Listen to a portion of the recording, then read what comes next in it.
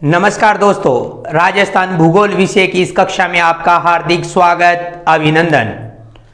हमारा इस कक्षा के अंतर्गत टॉपिक चल रहा था राजस्थान के खनिज, और खनिजों में हम प्रथमतः जो क्लासें लगाई है उनके अंतर्गत हम खनिजों के अंतर्गत धात्विक खनिज पढ़ चुके हैं, और आज से हमारे जो खनिजों के अंतर्गत है अधात्विक खनिजों की श्रृंखला प्रारंभ होगी।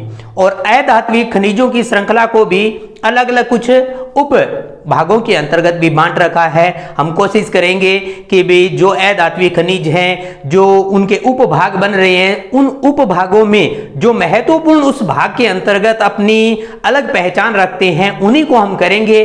अन्य बचे हुए सभी खनिजों को हम किस में करेंगे? अधात्विक खनिजों के अंतर्गत करेंगे। तो उसी श्रृंखला के अंतर्गत आज हमारा टॉपिक रहेगा खनिजों के अंतर्गत आणविक खनिज। कौन सा खनिज करेंगे? हम आणविक खनिज करेंगे। आणविक खनिज, आणविक खनिज को ही अन्य किस नाम से पुकारते हैं? इसे ही कहते हैं परमाणु खनिज। परमाणु खनिज के रूप में पुकारते हैं, और इसे ही हम क्या कहते हैं? रेडियो एक्टिव खनिज भी कहते हैं। रेडियो एक्टिव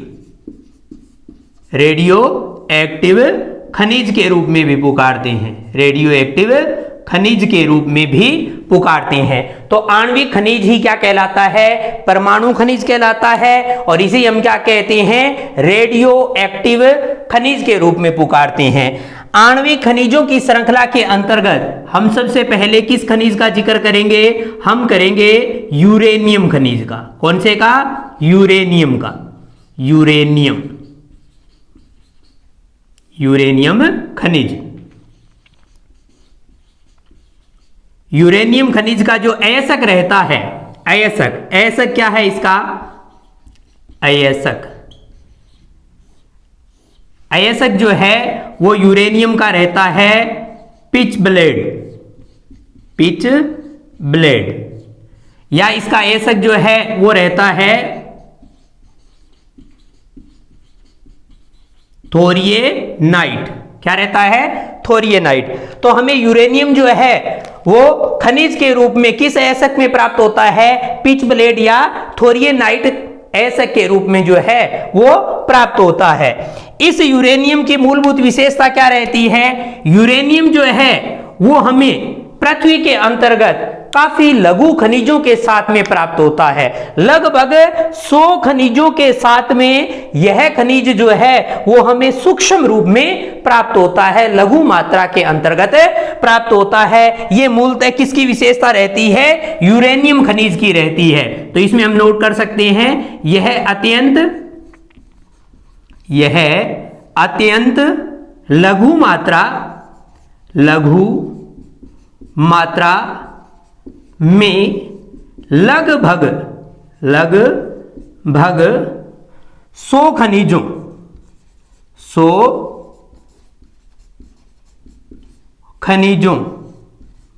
के साथ पाया जाता है। ये इसकी मूलभूत विशेषता रहती है। यूरेनियम जो है वो हमें प्रकृति के अंतर्गत लघु मात्रा के अंतर्गत और लगभग 100 खनिजों के साथ में मिलकर के प्राप्त होता है। ये इसकी मूलभूत विशेषता रहती है। यूरेनियम जो है वो हमारे लिए अत्यंत महत्वपूर्ण भी रहता है, क्योंकि 1 किलोग्राम यूरेनियम से जितनी ऊर्जा प्राप्त होती है वो ऊर्जा जो है वो हमें लगभग 25 लाख किलो जो कोयले का उपयोग करते हैं उससे प्राप्त होती है। तो इसका मतलब 25 लाख कोयले की एवज के अंतर्गत 1 किलो यूरेनियम की ऊर्जा जो है वो उसके समतुल्य बराबर रहती है, जिसके कारण से हमारे पास यूरेनियम जो है वो अत्यधिक महत्वपूर्ण खनिज के रूप में रहता है। तो इसके अंतर्गत हम एक मुख्य जो इंपॉर्टेंट बात है उसको भी हम इसके अंतर्गत लिख सकते हैं कि यानी कि 1 किलोग्राम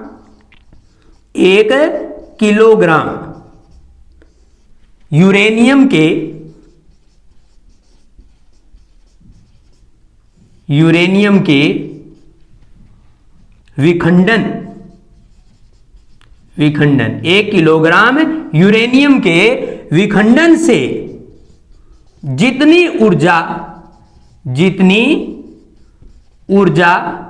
प्राप्त होती है,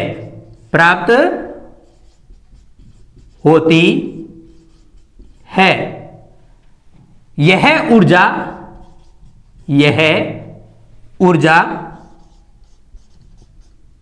ऊर्जा लगभग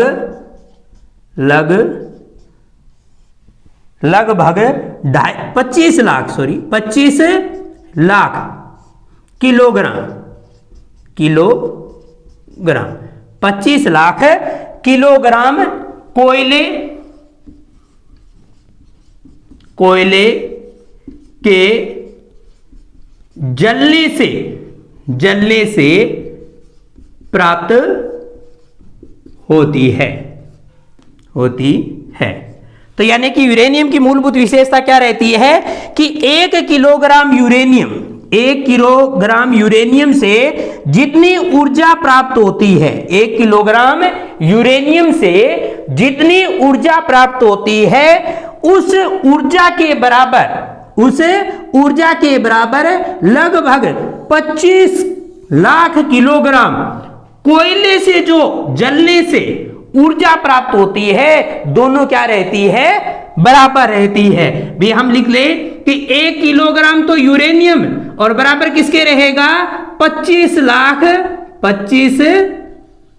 लाख किलोग्राम, 25 लाख किलोग्राम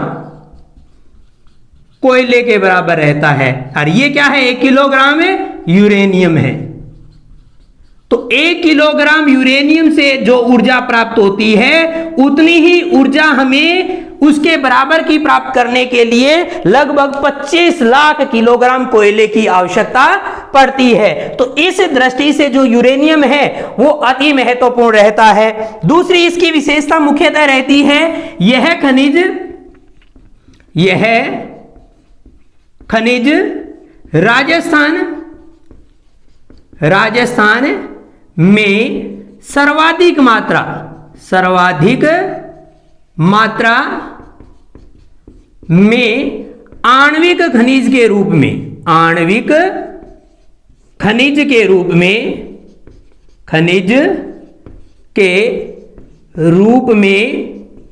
प्राप्त किया जाता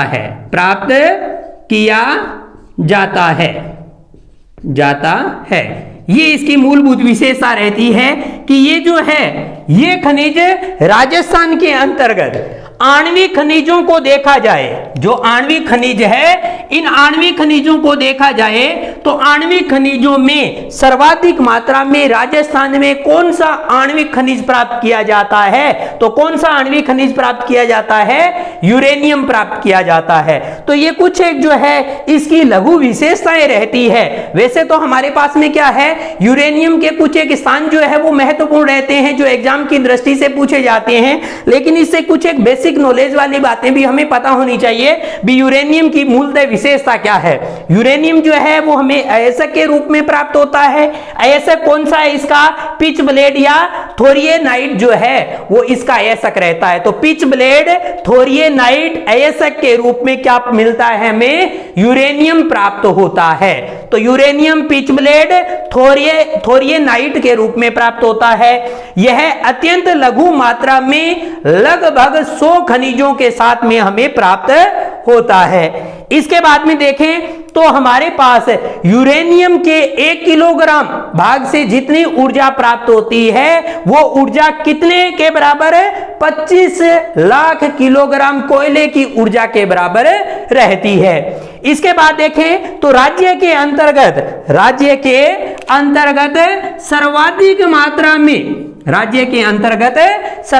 मात्रा में पाया जाने वाला आणविक खनिज कौन सा है, तो यूरेनियम रहता है। तो यूरेनियम राजस्थान में सर्वाधिक मात्रा में पाया जाने वाला आणविक खनिज है। तो यह मूलभूत विशेषता रहती है। इसके बाद में देखा जाए तो इस यूरेनियम के अंतर्गत नेक्स्ट भाग के अंतर्गत हमारा क्या मूलभूत विशेषता रहती है कि खनिजों में ये खनिज जो है वो राज्य के किन किन क्षेत्रों के अंतर्गत प्राप्त होता है। तो इसका उत्पादन स्थल जो है वो कौन कौन से रहते हैं यूरेनियम के?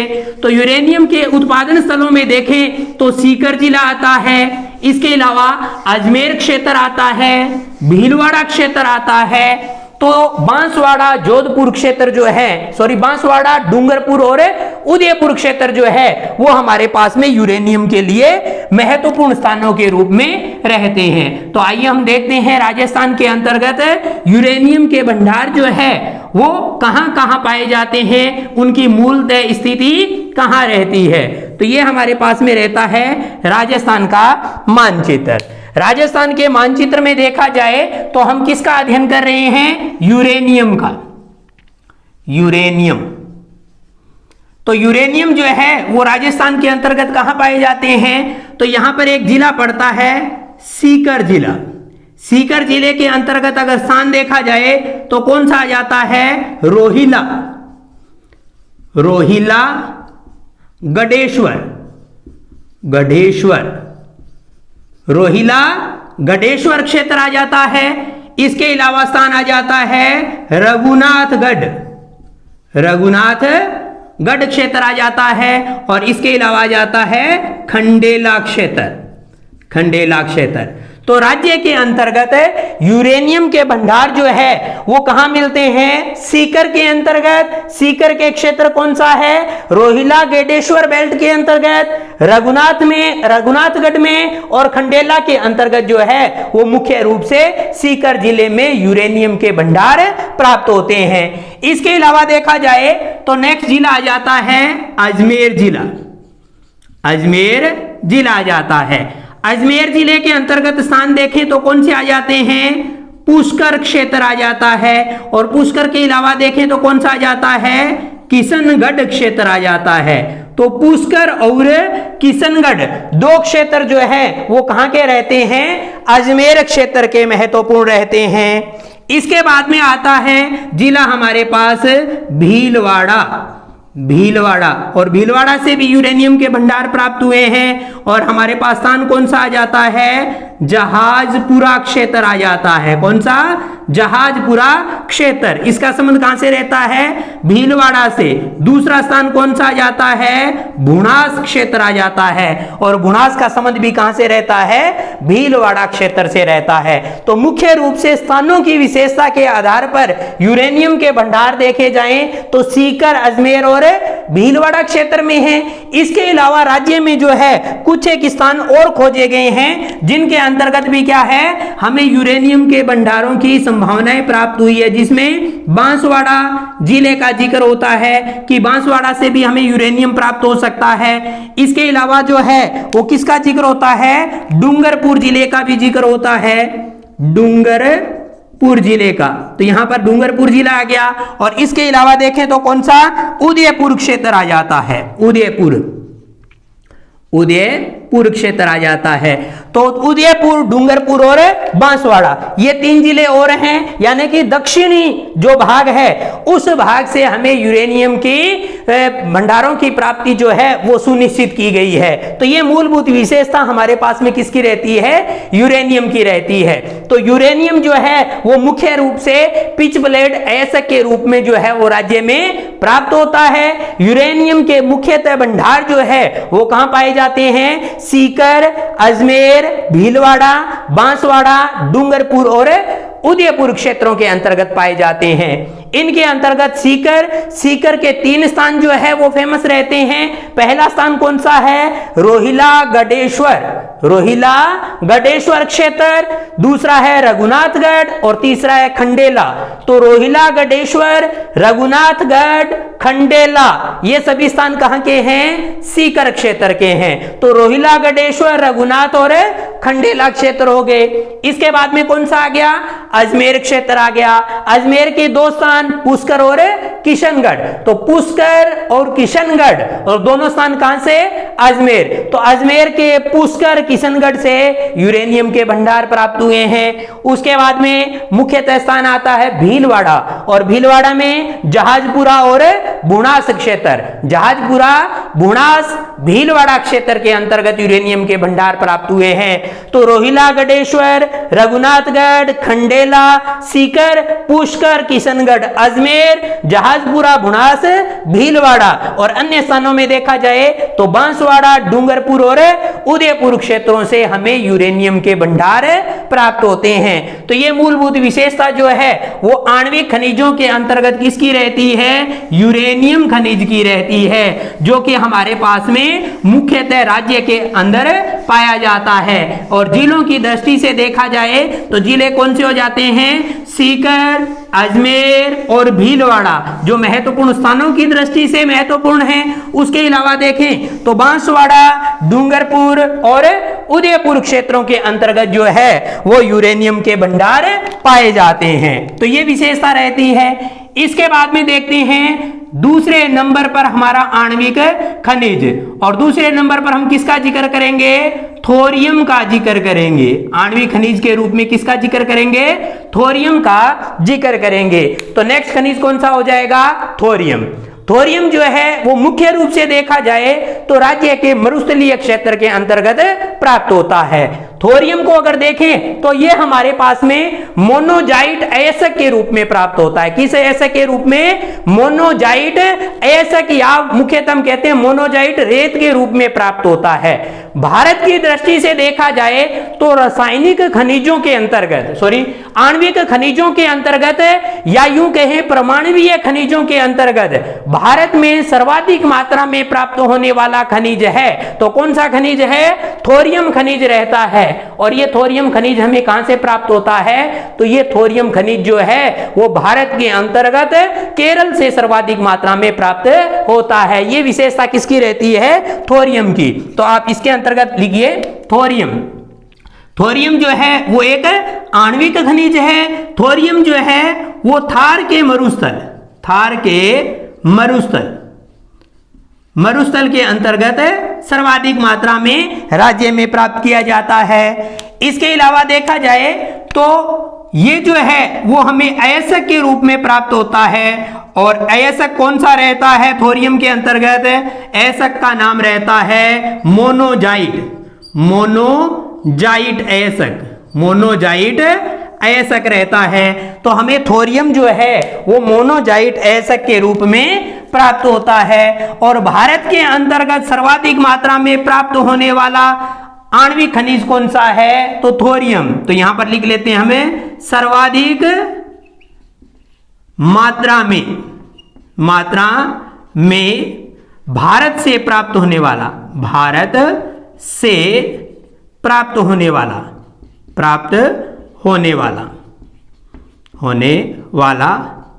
खनिज है ये खनिज।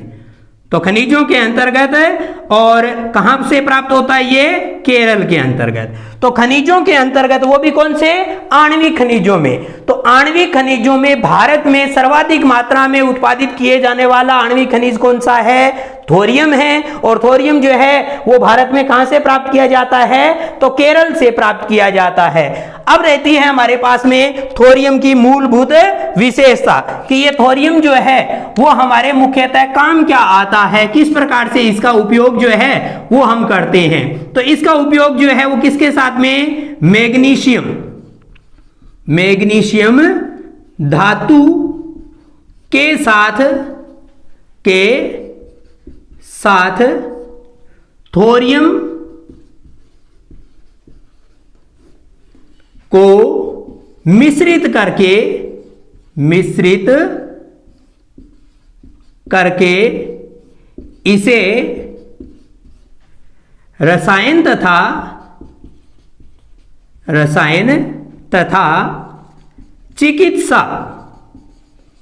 चिकित्सा के क्षेत्र में प्रयुक्त किया जाता है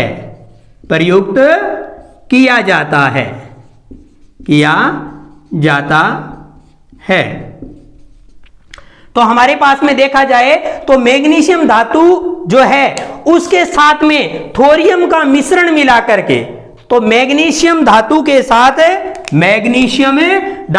साथ थोरियम का मिश्रण मिलाकर के और रसायन तथा चिकित्सा किनके अंतर्गत है, रसायन और चिकित्सा के क्षेत्र के अंतर्गत जो है वो थोरियम का सर्वाधिक मात्रा में प्रयोग किया जाता है। तो आपसे पूछा जाए थोरियम जो है वो हमें किस क्षेत्र के लिए बहुमूल्य बनाता है, तो किस क्षेत्र के लिए, रसायन और चिकित्सा क्षेत्र में मैग्नीशियम धातु के मिश्रण के रूप में जो है वो थोरियम की सर्वाधिक उपयोगिता रहती है। इसके अलावा देखें तो यही थोरियम जो है वो विद्युत के क्षेत्र के अंतर्गत भी काम में लिया जाता है, जिसमें रेडियो ट्यूब के रूप में इस्तेमाल होता है। दूसरा उपयोग देखा जाए तो किसमें हो जाता है, विद्युत एवं रेडियो, विद्युत एवं radio tube filament, radio tube का जो फिलामेंट है में भी इसका उपयोग होता है, ये इसकी मूलभूत विशेषता रहती है। थोरियम का अन्य विद्युत और रेडियो ट्यूब के अंतर्गत जो है वो फिलामेंट के रूप में भी थोरियम का जो प्रयोग है वो किया जाता है। तो थोरियम मुख्यतः देखा जाए तो रसायन उद्योग, चिकित्सा उद्योग और इसके अलावा विद्युत उद्योग और रेडियो ट्यूब उद्योग के अंतर्गत जो है वो मुख्यतः प्रयोग में लिया जाता है। इसलिए जो है वो थोरियम हमारे लिए महत्वपूर्ण खनिज के रूप में हो जाता है। तो एक बार देखिए थोरियम जो है वो किस अयस्क के रूप में प्राप्त होता है, मोनोजाइट अयस्क के रूप में। किस अयस्क में, मोनोजाइट अयस्क के रूप में प्राप्त होता है। थोरियम एक क्या है, आणविक खनिज है। और इसके साथ देखा जाए तो भारत में थोरियम जो है वो आणविक खनिजों में सर्वाधिक मात्रा में प्राप्त होता है। और भारत में कहां से, केरल से इसकी प्राप्ति सर्वाधिक होती है।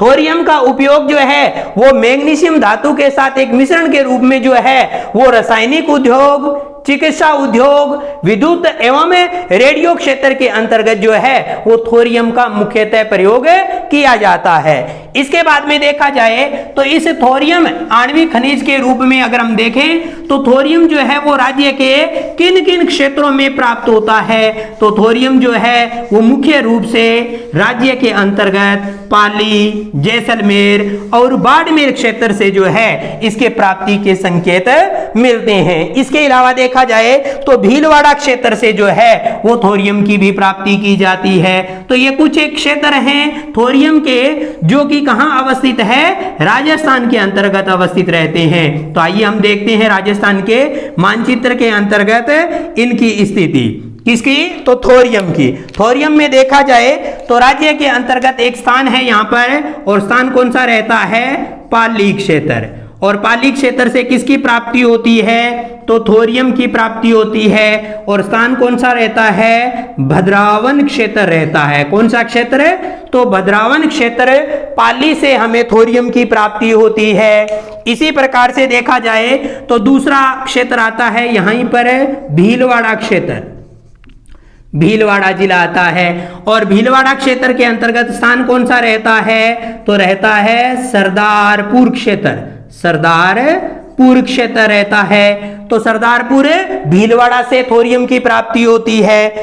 इसके अलावा देखा जाए तो जिले विशेष रहते हैं जिसमें कौन सा जाता है, जैसलमेर जिला जाता है। और इसके अलावा देखा जाए तो कौन सा जाता है, बाड़मेर जिला जाता है, जिनसे भी थोरियम के प्राप्ति के संकेत हमें मिलते हैं। तो ये मूलभूत विशेषता हमारे पास में किस खनिज की रहती है, थोरियम खनिज की रहती है। तो थोरियम जो है वो पाली के अंतर्गत कहां से प्राप्त होता है, भद्रावन क्षेत्र से प्राप्त होता है। तो भद्रावन का संबंध कहां से है, पाली, और पाली का कौन सा क्षेत्र हो गया, भद्रावन। तो भद्रावन पाली से प्राप्त होता होता है? भीलवाड़ा का स्थान कौन सा है? सरदारपुरा। तो सरदारपुरा, भीलवाड़ा, भद्रावन, पाली, भद्रावन, पाली, सरदारपुरा, भीलवाड़ा, इसके अलावा जैसलमेर और बाड़मेर क्षेत्रों से हमें किसकी प्राप्ति होती है? थोरियम खनिज की प्राप्ति होती है। तो यह विशेषता रहती है हमारे पास में दूसरे आणविक खनिज के रूप में, और वो खनिज कौन सा रहता है? थोरियम रहता है। तो थोरियम के बाद में तीसरे आणविक खनिज के रूप में हम अध्ययन करेंगे, और तीसरा कौन सा रहेगा? बेरिलियम रहेगा। कौन सा रहेगा? बेरिलियम, और जिसका उपयोग जो है वो एल्यूमिनियम के सिलिकेट के रूप में जो है किया जाता है। तो ये मूलभूत विशेषता जो है वो किसकी रहती है? बेरिलियम की विशेषता रहती है। तो नेक्स्ट तीसरे नंबर पर हमारा खनिज जो है वो कौन सा रहेगा? बेरिलियम। बेरिलियम, बेरिलियम रहेगा। इसके अंतर्गत लिख लेते हैं हम, यह एल्यूमिनियम, एल्यूमिनियम, यह एल्यूमिनियम का सिलिकेट, सिलिकेट है। ये जो है वो एल्यूमिनियम का ये क्या रहता है? सिलिकेट रहता है। और वो कौन सा खनिज है? बेरिलियम खनिज रहता है। इस बेरिलियम खनिज को अगर हम देखें राजस्थान के मानचित्र में भी इनके उत्पादन क्षेत्र जो है वो राजस्थान के अंतर्गत कौन से रहते हैं? तो वो हमारे पास में कौन कौन से हैं? तो एक तो क्षेत्र आ जाता है अजमेर क्षेत्र, उदयपुर और जयपुर क्षेत्र रहते हैं। तो इनके अंतर्गत देखिए हमारे पास में यहां रहता है राजस्थान के अंतर्गत अजमेर जिला।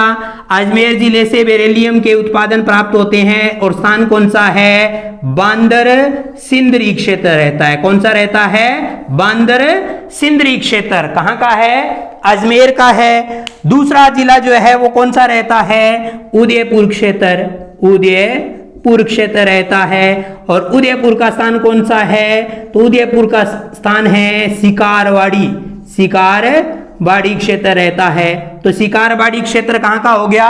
उदयपुर का हो गया।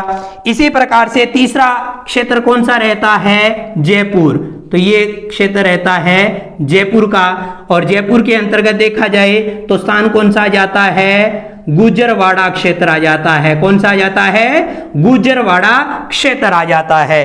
तो राजस्थान के अंतर्गत देखा जाए तो बेरिलियम उत्पादन से संबंधित राज्य के 3 जिले फेमस हैं, जिनमें अजमेर हो गया, उदयपुर हो गया और जयपुर क्षेत्र हो गया। तो जयपुर का स्थान कौन सा है? गुजरवाड़ा क्षेत्र है। जयपुर का कौन सा स्थान है? गुजरवाड़ा क्षेत्र रहता है। अजमेर का कौन सा स्थान है? बांदर सिंदरी क्षेत्र।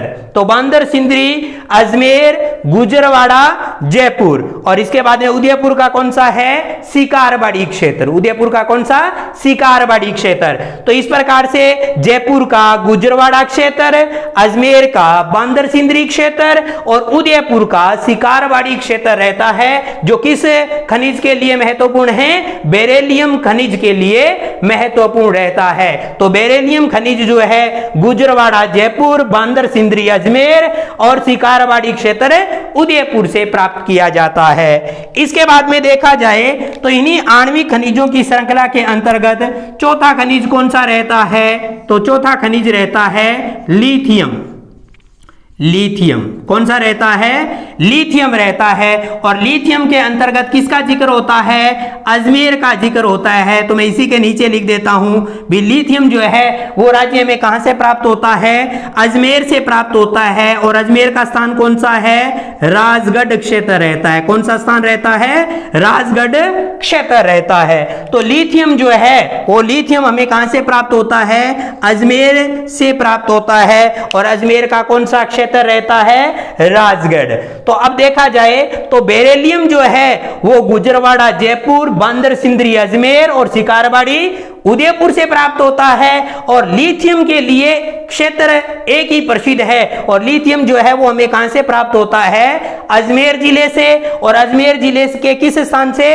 तो राजगढ़ से। तो राजगढ़, अजमेर से लिथियम की प्राप्ति होती है। राजगढ़, अजमेर से लिथियम की प्राप्ति होती है। तो ये मुख्य रूप से हमारे पास में 4 क्या रहते हैं? राज्य के आणविक खनिज रहते हैं। ऐसा नहीं है कि आणविक खनिजों में अन्य खनिज भी नहीं आते, क्योंकि अधात्विक खनिजों में कुछ एक खनिज है जो किस दृष्टि से भी महत्वपूर्ण है, आणविक खनिजों की दृष्टि से। लेकिन आणविक खनिजों में ये 4 खनिज जो है वो राज्य के अति महत्वपूर्ण रहते हैं, इसलिए आणविक खनिजों की श्रृंखला में हम इन 4 का जिक्र करते हैं। इसके अलावा जो रहता है अब्रक, एस्बेस्टोस और ग्रेफाइट, इनका जो है वो हम अधात्विक खनिजों के अंतर्गत जिक्र करेंगे। तो ये हमारे पास में जो है वो मूल रूप से आज जिसका इस कक्षा में अध्ययन किया है वो हमारे पास में कौन से रहते हैं, आणविक खनिज।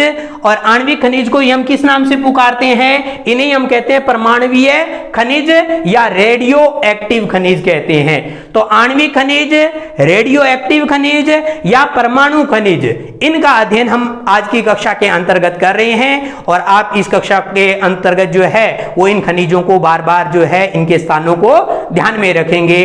और खनिज जो टॉपिक रहेगा वो अति महत्वपूर्ण टॉपिक रहता है जो सभी कंपटीशन एग्जाम के अंतर्गत आता है। तो इस प्रकार से आप जो है वो खनिजों को लगातार नोट्स बनाते हुए तैयार करते रहे, वीडियो को बार बार पढ़ते और सुनते रहें, जिससे क्या है धीरे धीरे ये स्थान जो है वो मुख्यतः याद रहने शुरू हो जाएंगे। तो नेक्स्ट नई कक्षा के साथ फिर पुनः मुलाकात होगी खनिजों की श्रृंखला में। तब तक के लिए धन्यवाद। That's all.